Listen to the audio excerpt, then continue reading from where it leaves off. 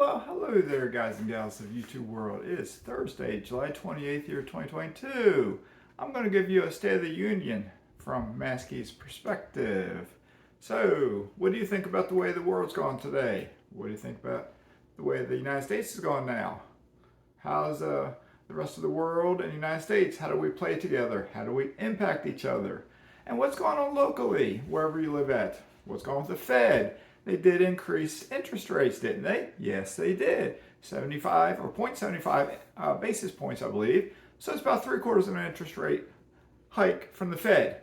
When the Fed raises rates, that's the rate they charge to some bank, and it trickles on down. Okay, it doesn't mean your vehicle loan or your personal loan or your mortgage will go up 3/4 of a percentage point. But there's a good chance your rates will go up. Yes, they will. So what's that going to do? How's that impact us? How's it impact the world? Okay, here's a little bit of Mazke's thoughts. If you're an investor, keep investing. Rising interest rates have been here in the past. Back in the 70s and into the 80s, you had digit interest rates. You had real estate investors back then. They were buying real estate. From like the 80s till modern times, rates have been on a slow, several decades long decline. You know, some hiccups in there and stuff, but they've been declining. Investors have been buying real estate the entire time. Correct? Yes, correct. So, with that being said, should you be worried now? Should you be concerned? Well, I can only speak for myself. Okay. I've worked and I've invested through several large recessions. The Great Recession, which bordered on the line of being a depression, 2007, 8, 9, that general time period. During that time period, there was a period of time where I was concerned I may get laid off from my job as a police officer. Okay, so that impacted me. But I kept a paycheck coming in and I did not get laid off. Okay. My investments, I was investing in stocks throughout this entire time period. I watched the stock crash and then come back up and crash again and come back up. With real estate, I bought my house in Virginia in 1998 for $89,900. I sold it in 2021 for 200 and I forget what I got. 240,000, 250,000, whatever it was. And does that seem strange? How did I forget how much I sold my personal residence for that I lived in for 23 years? Because I have bought and sold, it seems like so many houses, I can't keep them all straight. So, but anyway, no big deal.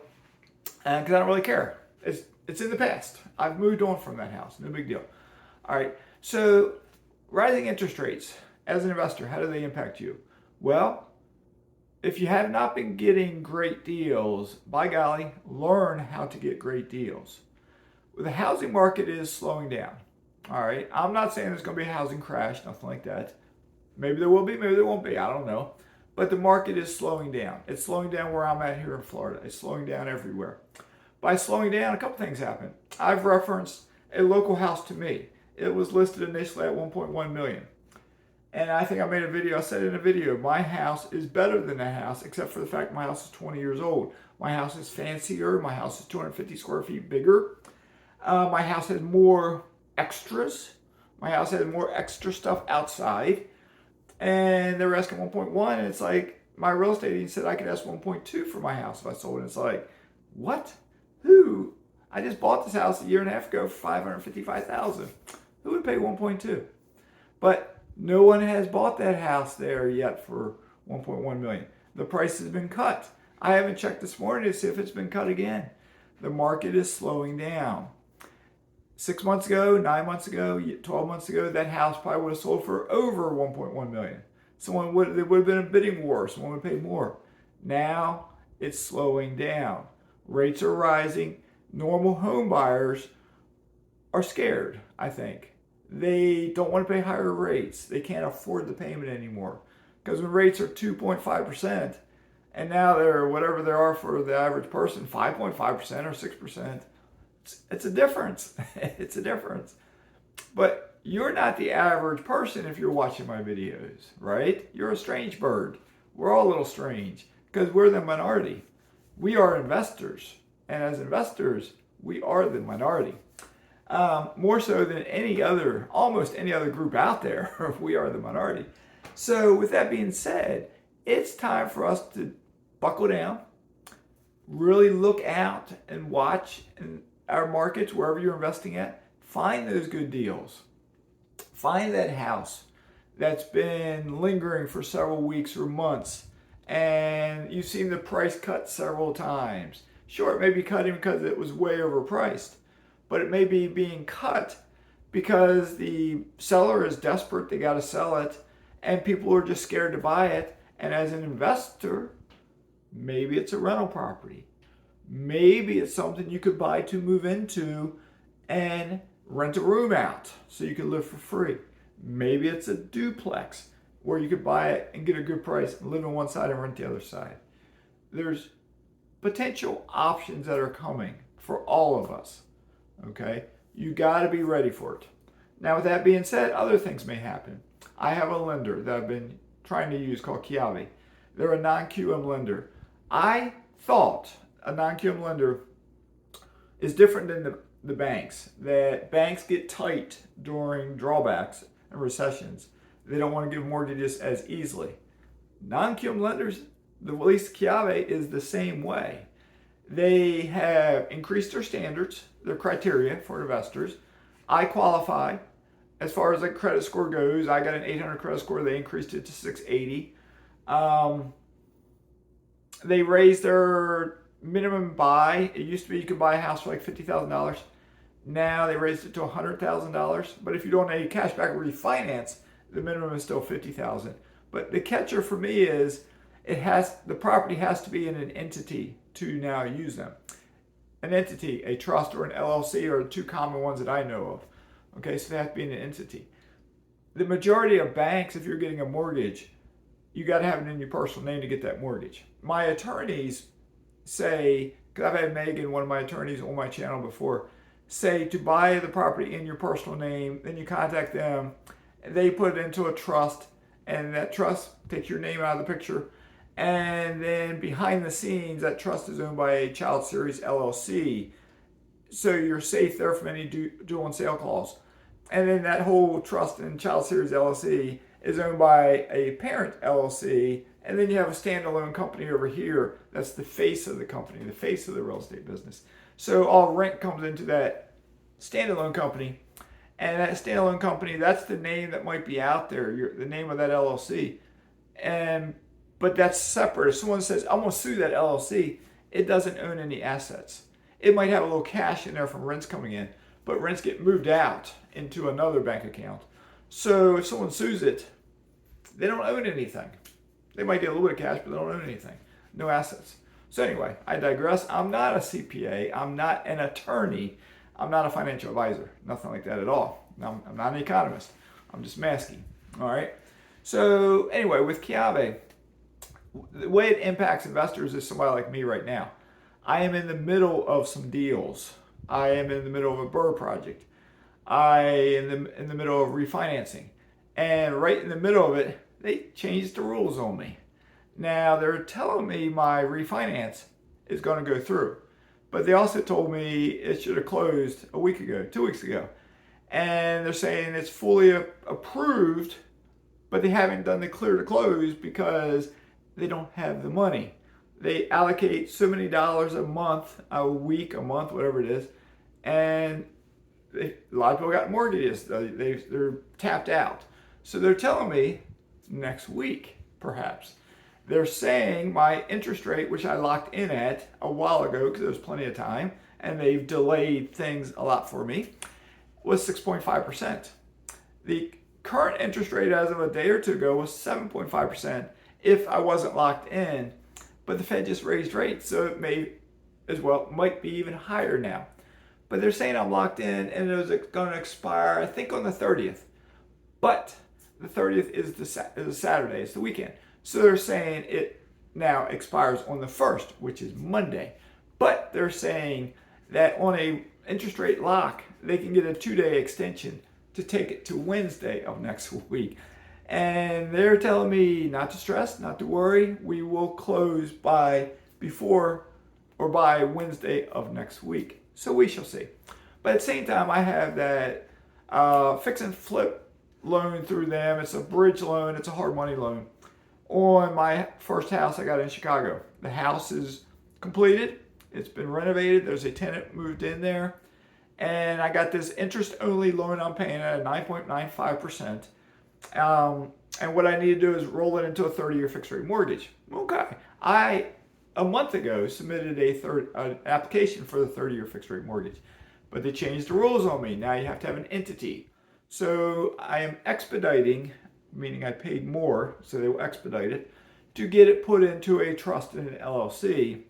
And as soon as the trust documents are formed, my application can continue. And then by the time the trust documents get recorded, they can close the loan out, hopefully. But by the time we get locked in on an interest rate, it's going to be higher. It might be, I don't know what it's going to be, 7.75%, 8%, 8.25%, I don't know. But it's going to be higher. How does that impact me? How it impacts me is I may not get any money out of the deal, and I may leave more money in the deal. I'm not going to increase my mortgage payment so much that it impacts my cash flow. Cash flow is more important to me. But I got some cushion there because my rent is $1,650. So I got some cushion there. And my original plan was to get a mortgage for like $84,000. And that would mean no money out of pocket. It would pay off my loans, cover my closing costs, maybe give me a couple $1,000s back. But we'll see, depending on interest rates, I may knock that number down a bit. Maybe I knock to 80, maybe I knock to 75. But what that would mean, if I start knocking it too much, if I knock it below 80-ish, then I'm probably going to have to pay something at closing. So it's more cash out of pocket. So it's a fine line to walk. What will I decide to do? I don't want to pay cash out of pocket, but I want to maximize cash flow coming in. But I do have a cushion, $1,650 for rent. But I got to pay the water bill because landlords got to pay the water bill in Chicago. So I got to pay that water bill and taxes and insurance and vacancies, repairs, capital expenditures, all that stuff.